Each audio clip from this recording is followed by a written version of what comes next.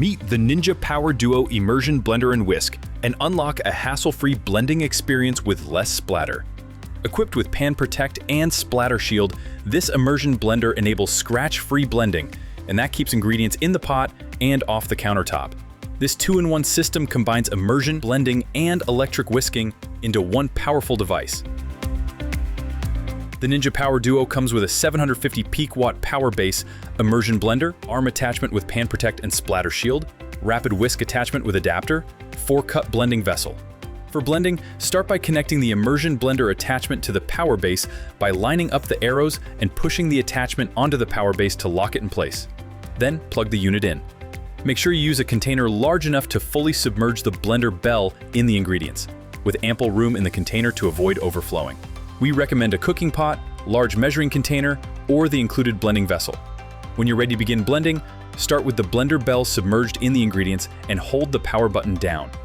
Use an up and down motion to process all ingredients in the container. Press the variable speed button while holding down power to toggle through the available speeds. Low speeds are great for blending liquids like mayo or sauces with soft ingredients, while high speeds are best for tougher ingredients or for smooth purees. Once finished, unplug the unit and remove the immersion blender attachment by pressing the release buttons on both sides, then pulling the attachment apart from the base. To use the rapid whisk, start by installing the rapid whisk in the adapter and then into the power base. Plug in the unit and hold down the power button to begin mixing. Lower speeds are great for combining dry ingredients, and higher speeds are best for whipping cream or egg whites. For large containers, whisk in a circular or side-to-side motion for even mixing.